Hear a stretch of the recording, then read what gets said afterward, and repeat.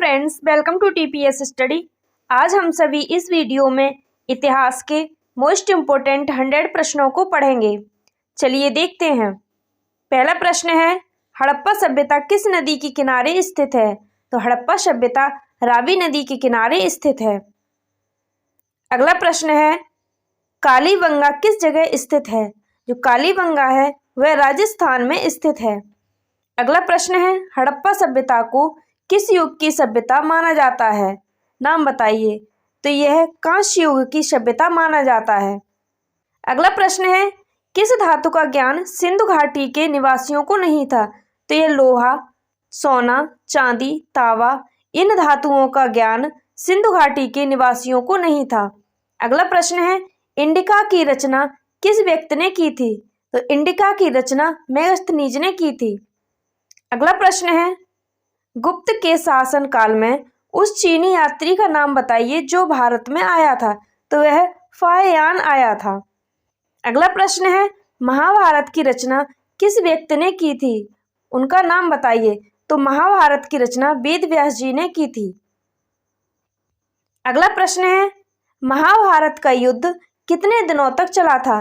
तो महाभारत का युद्ध है वह 18 दिनों तक चला था। अगला प्रश्न है, कुरुक्षेत्र की राजधानी किस जगह थी? उसका नाम बताइए। तो कुरुक्षेत्र की राजधानी हस्तिनापुर थी। अगला प्रश्न है, त्रिपिटक साहित्य किस धर्म से संबंधित है? तो जो त्रिपिटक साहित्य है वह बौद्ध धर्म से संबंधित है। अगला प्रश्न है, किस शासन काल में तृतीय बौद्ध संगति हुई थी? तो अशोक के शासन काल में तृतीय बौद्ध संगति हुई थी। अगला प्रश्न है, अकबरनामा या आईने ए अकबरी की रचना किस व्यक्ति ने की थी? इसकी रचना अबुल फजल ने की थी। अगला प्रश्न है, अकबर के वित्त मंत्री का नाम बताइए। तो अकबर के जो वित्त मंत्री का नाम है वह टोडरमल थे। अगला प्रश्न है, पुराणों की संख्या कितनी है? तो पुराणों की संख्या 18 है। अगला प्रश्न है, किस मुगल सम्राट ने तंबाकू का सेवन सबसे पहले किया था? तो जो अकबर ने तंबाकू का सेवन सबसे पहले किया था। अगला प्रश्न है, गोपुरम क्या है? गोपुरम मंदिर का प्रवेश द्वार होता है। अगला प्रश्न है, किस राज्य से हम्पी नगर संबंधित है? तो यह विजयनगर से हम्पी नगर संबंधित है। अगला प्रश्न है, विजयनगर के शासकों ने खुद को क्या कहकर संबोधित किया? जो विजयनगर के शासक थे उन्होंने खुद को राय कहकर संबोधित किया था। अगला प्रश्न है, ननकाना साहिब का जन्म स्थान कहाँ है? जो ननकाना साहिब का जन्म स्थान है वह नानक है। अगला प्रश्न है, भक्ति आंदोलन का आरंभ उत्तर भारत के किस संत ने शुरू किया था? तो यह रामानंद ने भक्ति आंदोलन का आरंभ उत्तर भारत में शुरू किया था। अगला प्रश्न है, राबिया किस तरह के संत थीं? जो राबिया थीं वह रहस्यवादी संत थीं। अगला प्रश्न है, इब्न बतूता किस देश का यात्री था? जो इब्न बतूता था वह मोरक्को का यात्री था। अगला प्रश्न है, भारत में अलबरूनी किसके साथ आया था? जो अलबरूनी है वह भारत में महमूद गजनवी के साथ आया था। अगला प्रश्न है, संताल विद्रोह किसका नेता था? नाम बताइए। संताल विद्रोह है वह सिंधु और कान्हू का नेता था। अगला प्रश्न है, दामिन ए कोह क्या है? दामिन ए कोह भूभाग है। अगला प्रश्न है, स्थायी बंदोबस्त किस देश में लागू किया गया था? स्थायी बंदोबस्त है वह बंगाल में लागू किया गया था। अगला प्रश्न है, इंग्लिश ईस्ट इंडिया कंपनी की स्थापना कब हुई? तो इंग्लिश ईस्ट इंडिया कंपनी की स्थापना 1600 ईस्वी में हुई थी। अगला प्रश्न है, स्थायी बंदोबस्त किससे संबंधित है? नाम बताइए। जो स्थायी बंदोबस्त है वह वेलेजली से संबंधित है। अगला प्रश्न है, संताल विद्रोह कब हुआ था? जो संताल विद्रोह है वह 1855 ईस्वी में हुआ था। अगला प्रश्न है, व्यपगत सिद्धांत का संबंध किससे है? जो व्यपगत सिद्धांत है उसका संबंध लॉर्ड डलहौजी से है। अगला प्रश्न है, 1857 की क्रांति की शुरुआत कब हुई थी? 1857 की क्रांति की शुरुआत 10 मई 1857 में हुई थी। अगला प्रश्न है 1857 की क्रांति के समय बिहार में 1857 की क्रांति के नेता का नाम क्या था? तो यह कुंवर सिंह थे। अगला प्रश्न है अंग्रेजों की किलेबंदी में बस्ती का नाम क्या था? इसका सही उत्तर है फोर्ट विलियम था। अगला प्रश्न है गेटवे ऑफ इंडिया का निर्माण किस सन में हुआ था? तो गेटवे ऑफ इंडिया का निर्माण 1911 ईस्वी में हुआ था। अगला प्रश्न है दिल्ली चलो का नारा किस व्यक्ति ने दिया था? दिल्ली चलो का नारा सुभाष चंद्र बोस ने दिया था। अगला प्रश्न है जलियांवाला बाग हत्याकांड किस सन में हुआ था? जो जलियांवाला बाग हत्याकांड है वह 1919 ईस्वी में हुआ था। अगला प्रश्न है काला कानून को क्या कहा गया? तो काला कानून को रोलेट एक्ट कहा गया। अगला प्रश्न है पूना समझौता को किस सन में किया गया था? जो पूना समझौता है वह सन 1932 में हुआ था। अगला प्रश्न है चंपारण सत्याग्रह बिहार में कब आरंभ हुआ? तो चंपारण सत्याग्रह है वह बिहार में 1917 ईस्वी में हुआ था। अगला प्रश्न है डांडी कौन से राज्य में स्थित है? तो डांडी जो है वह गुजरात राज्य में स्थित है। अगला प्रश्न है असहयोग आंदोलन किस सन में शुरू हुआ था? तो असहयोग आंदोलन सन 1920 ईस्वी में शुरू हुआ था। अगला प्रश्न है 1920 ईस्वी में किस आंदोलन का आरंभ किया गया था? नाम बताइए। तो 1920 में असहयोग आंदोलन का आरंभ किया गया था। अगला प्रश्न है भारत के अंतिम गवर्नर जनरल का नाम बताइए। तो भारत के अंतिम गवर्नर जनरल सी राजगोपालाचारी थे। अगला प्रश्न है मुस्लिम लीग की स्थापना किस वर्ष में की गई? जो मुस्लिम लीग की स्थापना है वह 1906 में की गई थी। अगला प्रश्न है भारतीय स्वतंत्रता अधिनियम को किस सन में पारित किया गया था? तो भारतीय स्वतंत्रता अधिनियम को 18 जुलाई 1947 में पारित किया गया था। अगला प्रश्न है संप्रभुता निहित भारतीय संविधान के अनुसार किसमें निहित है? तो संप्रभुता राष्ट्रपति में निहित है। अगला प्रश्न है भारतीय पुरातत्व के पिता कौन है? इसका उत्तर है भारतीय पुरातत्व के पिता अलेक्जेंडर कनिंघम है। अगला प्रश्न है समुद्रगुप्त यूरोप का कौन था? तो समुद्रगुप्त था वह यूरोप का नेपोलियन था। अगला प्रश्न है किस शासक ने दिल्ली से दौलताबाद राजधानी को परावर्तित किया था? तो यह मोहम्मद तुगलक ने किया था। अगला प्रश्न है असैनिक और सैनिक सेवा के लिए दिया जाने वाला विजयनगर साम्राज्य भूमिदान को क्या कहा जाता था? तो इसे अमरव कहा जाता था। अगला प्रश्न है किसका उपदेश बीजक में संग्रहित है? तो कबीरदास का उपदेश बीजक में संग्रहित है। अगला प्रश्न है किस मुगल शासक के दरबार में कैप्टन हॉकिंस आया था? नाम बताइए। तो यह जहांगीर के शासनकाल में कैप्टन हॉकिंस आया था। अगला प्रश्न है सबसे पहले भारत आने वाला पहला यूरोपीय कौन था? तो सबसे पहले भारत में यूरोपीय आया था उसका नाम पुर्तगाल था। अगला प्रश्न है रेलवे की शुरुआत भारत में कब हुई थी? तो रेलवे की शुरुआत भारत में 1853 ईस्वी में हुई थी। अगला प्रश्न है भारत की पहली महिला राष्ट्रीय कांग्रेस की अध्यक्ष का नाम बताइए। जो भारत की पहली महिला राष्ट्रीय कांग्रेस अध्यक्ष हैं वो एनी बेसेंट थी। अगला प्रश्न है भारतीय संविधान का पिता किसे कहा जाता है? तो भारतीय संविधान का पिता डॉक्टर भीमराव अंबेडकर को कहा जाता है। अगला प्रश्न है विरूपाक्ष मंदिर किस जगह स्थित है?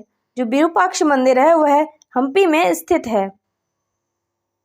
अगला प्रश्न है प्रधानमंत्री इटली ने भारत कैबिनेट मिशन के किस सन में भेजा था? तो यह 19 फरवरी 1946 में प्रधानमंत्री इटली ने भारत कैबिनेट मिशन भेजा था। अगला प्रश्न है द्वितीय विश्व युद्ध की घोषणा किस सन में हुई थी और किसने की थी? तो द्वितीय विश्व युद्ध है इसकी घोषणा 3 सितंबर 1939 में ब्रिटिश ने जर्मनी के विरुद्ध युद्ध की घोषणा की थी? अगला प्रश्न है, पहली बैठक संविधान सभा की कब हुई थी? जो संविधान सभा की पहली बैठक है वह 9 दिसंबर 1946 में हुई थी। अगला प्रश्न है, पहली बार भारतीय संविधान सभा पर हस्ताक्षर कब किया गया? भारतीय संविधान सभा पर पहली बार हस्ताक्षर 24 जनवरी 1950 को किया गया था। अगला प्रश्न है, रूस में समाजवादी राज्य की स्थापना 1917 ईस्वी में किसने की थी? जो रूस में समाजवादी की स्थापना है वह लेनिन ने की थी। अगला प्रश्न है, भारत के पहले गृह मंत्री का नाम बताइए। जो भारत के पहले गृह मंत्री का नाम है वह थे सरदार वल्लभ भाई पटेल। अगला प्रश्न है, सीमांत गांधी के नाम से किसको जाना जाता है? सीमांत गांधी के नाम से खान अब्दुल गफ्फार को जाना जाता है। अगला प्रश्न है, कश्मीर के विलय पत्र पर किसने हस्ताक्षर किया था? जो कश्मीर का विलय पत्र था उस पर हस्ताक्षर राजा हरि सिंह ने किया था। अगला प्रश्न है, राज्य के पुनर्गठन आयोग के अध्यक्ष का नाम बताइए। राज्य के पुनर्गठन आयोग के अध्यक्ष का नाम न्यायमूर्ति फजल अली है। अगला प्रश्न है, भारत का हिस्सा सिक्किम किस सन में बना? जो सिक्किम है वह भारत का हिस्सा 1975 ईस्वी में बना था। अगला प्रश्न है, राज्य पुनर्गठन आयोग की स्थापना किस वर्ष की गई? राज्य पुनर्गठन आयोग की स्थापना है वह सन 1953 में की गई थी। अगला प्रश्न है, भारतीय राष्ट्रीय कांग्रेस की स्थापना किस सन में की गई? भारतीय राष्ट्रीय कांग्रेस की स्थापना 1885 ईस्वी में की गई थी। अगला प्रश्न है, नेहरू की मृत्यु के बाद उसका राजनीतिक उत्तरदायी किसे बनाया गया? तो नेहरू की मृत्यु के बाद लाल बहादुर शास्त्री जी को राजनीतिक उत्तरदायी बनाया गया था। अगला प्रश्न है, आपातकाल भारत में कब लागू किया गया था? तो भारत में आपातकाल 25 जून 1975 में लागू किया गया था। अगला प्रश्न है, वित्तीय आपात भारत संविधान के किस अनुच्छेद के द्वारा लगाने की अनुमति है? तो यह अनुच्छेद 360 में लगाने की अनुमति है। अगला प्रश्न है, मेमलूक शब्द का मतलब क्या होता है? तो मेमलूक शब्द का मतलब ऐसा दास जिसको जन्म देने वाले माता पिता दास न हो। अगला प्रश्न है, बृहदेश्वर मंदिर का किसने बनवाया था? जो बृहदेश्वर मंदिर है वह राजा राज ने बनवाया था। अगला प्रश्न है, वुड डिस्पैच की उपलब्धियों का मापन करने के लिए किस आयोग का गठन किया गया था? तो यह हंटर आयोग का गठन किया गया था वुड डिस्पैच की उपलब्धियों का मापन करने के लिए। अगला प्रश्न है, वंदे मातरम गायन के लिए किस आंदोलन के दौरान राजद्रोह की संज्ञा दी गई थी? तो यह स्वदेशी आंदोलन के दौरान राजद्रोह की संज्ञा दी गई थी। अगला प्रश्न है, अवज्ञा आंदोलन के दौरान तिरुचिरापल्ली से वंदे मातरम तक मार्च का नेतृत्व किस व्यक्ति ने किया? तो यह राजगोपालाचारी ने किया था। अगला प्रश्न है, मौर्य साम्राज्य के संस्थापक का नाम बताइए। तो मौर्य साम्राज्य के संस्थापक का नाम चंद्रगुप्त मौर्य है। अगला प्रश्न है, सबसे पुराने वेद का नाम बताइए। जो सबसे पुराना वेद है वह ऋग्वेद है। अगला प्रश्न है, अर्थशास्त्र की रचना किसने की? अर्थशास्त्र की रचना कौटिल्य या इन्हें चाणक्य भी कहते हैं, इन्होंने की थी। अगला प्रश्न है, हड़प्पा संस्कृति की खोज किस सन में की गई? तो हड़प्पा संस्कृति की खोज 1921 ईस्वी में की गई थी। अगला प्रश्न है, हड़प्पा का क्षेत्रफल कितना है? हड़प्पा का क्षेत्रफल 12,99,660 किलोमीटर है। अगला प्रश्न है, मोहनजोदड़ो और हड़प्पा के बीच की दूरी बताइए। तो मोहनजोदड़ो और हड़प्पा के बीच की दूरी 670 किलोमीटर है। अगला प्रश्न है, किसे मृतकों का टीला कहा जाता है? तो मृतकों का टीला मोहनजोदड़ो को कहा जाता है। अगला प्रश्न है, मोहनजोदड़ो का अर्थ बताइए। मोहनजोदड़ो का अर्थ है मृतकों का टीला। अगला प्रश्न है, मगध की राजधानी का नाम बताइए। तो मगध की राजधानी पाटलिपुत्र थी। अगला प्रश्न है कौटिल्य की कृति किसे कहा जाता है? तो अर्थशास्त्र को कौटिल्य की कृति कहा जाता है। अगला प्रश्न है जपत शब्द से क्या तात्पर्य है? तो जपत शब्द से जहां लोग अपना घर बनाते थे उसे जपत शब्द कहते थे। अगला प्रश्न है पाटलिपुत्र नगर की स्थापना किसके द्वारा की गई? जो पाटलिपुत्र नगर है इसकी स्थापना उदयभद्र के द्वारा की गई थी। अगला प्रश्न है सामाजिक ग्रंथ में बज्जी को क्या कहा गया? तो सामाजिक ग्रंथ में बज्जी को गणतंत्र कहा गया है। अगला प्रश्न है तक्षशिला कहाँ पर स्थित है? उस देश का नाम बताइए। तो तक्षशिला जो है वह पाकिस्तान में स्थित है। अगला प्रश्न है सबसे पहले धम्म की शुरुआत किसने की थी? तो सबसे पहले धम्म की शुरुआत अशोक ने की थी। अगला प्रश्न है किसको गंगा का पुत्र कहा जाता है? तो भीष्म को गंगा का पुत्र कहा जाता है। अगला प्रश्न है महाभारत की रचना किस भाषा में की गई? महाभारत की रचना है वह संस्कृत भाषा में की गई। वीडियो अच्छी लगी हो तो लाइक करें, चैनल को सब्सक्राइब करें। Thank you for watching.